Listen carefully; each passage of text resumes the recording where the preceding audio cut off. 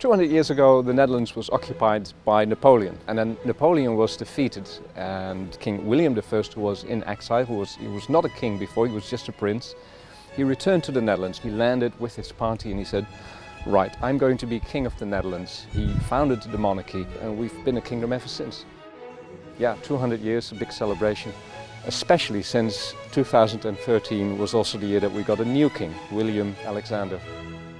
My name is Philip Droger. I'm a journalist based in Amsterdam. I write extensively about the Dutch royal family and I've written a couple of books about them. Because the monarchy is 200 years old, we are going to take you on a royal tour of the Netherlands. We're going to show you some of the palaces where the kings and queens work and live.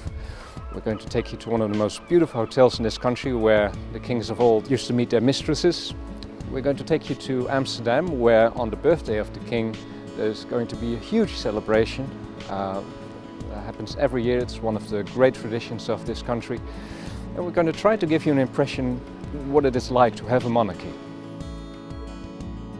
This is actually the office of the present king. At this time the king is there, you can see, because the royal standard is flying, so he's hard at work at this moment, maybe signing laws, because that's one of the things that he has to do as head of state. Without his signature they don't have any power, they're not laws at all, but the laws are made in Parliament about 2 kilometers from here.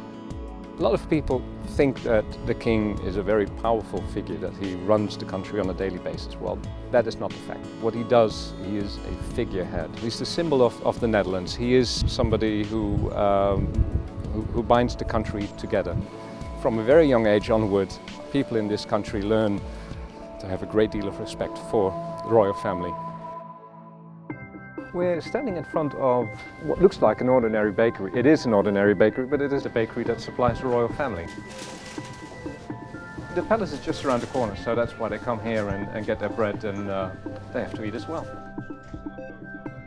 I asked him if it is true that Willem-Alexander, the present king, when he was still a prince, that he came here, but it was before his time, so he didn't know. But I can tell you from a reliable source that he did, especially after a night on the town. He loved to come here in the morning and get some sandwiches, maybe a croissant.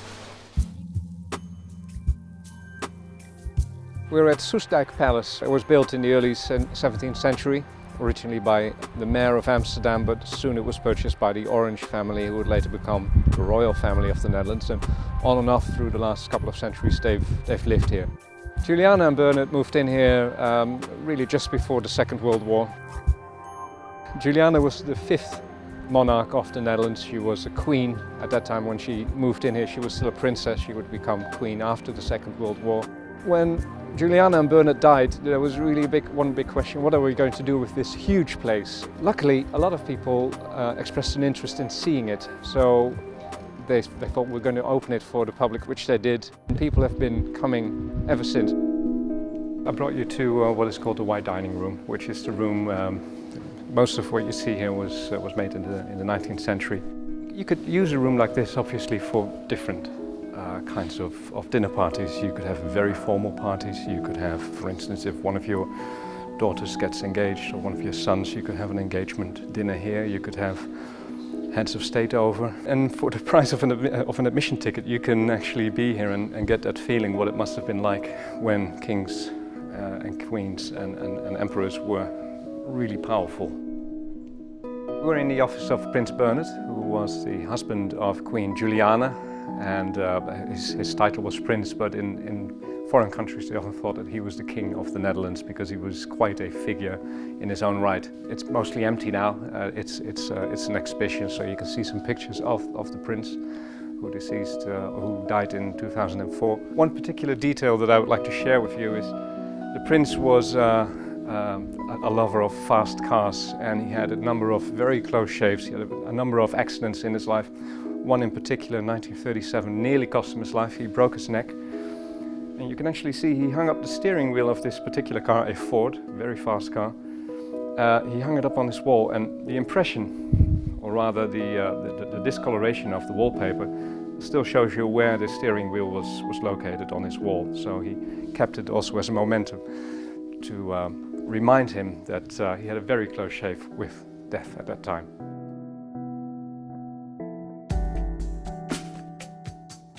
I took you to Huis ten Bosch, literally house in the woods. This is the residence of the former queen, Beatrix. She still lives there.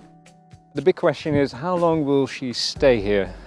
She's probably going to move pretty soon to a new house, a new palace that she used to live in, which is about 100 kilometers from The Hague.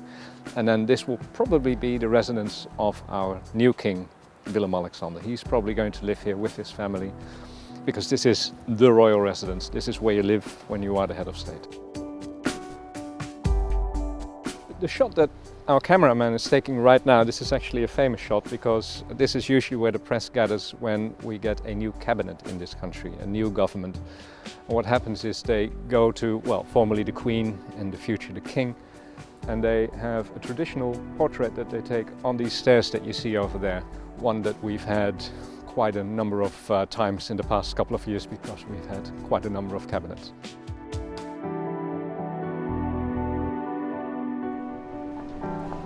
Amsterdam is the capital of the Netherlands.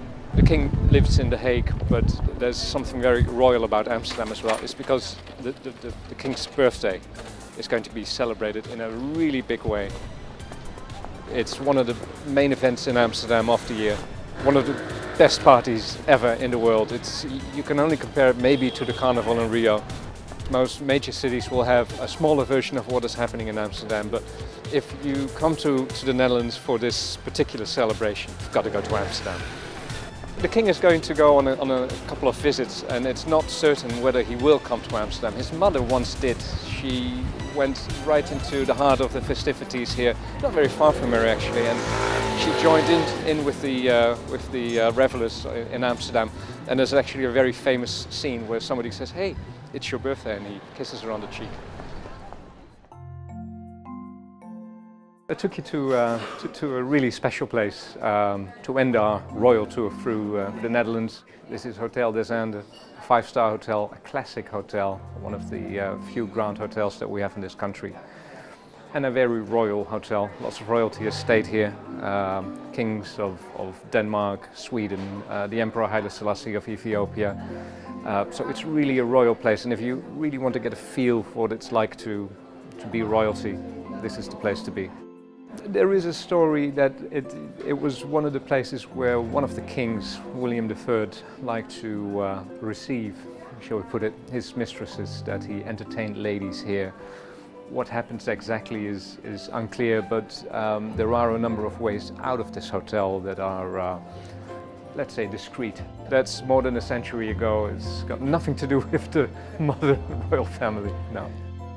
So we've come to the end of our royal tour through the Netherlands. I hope to have given you an idea what it's like to live in a monarchy. We've come to a beautiful place to end this little tour, and to the King.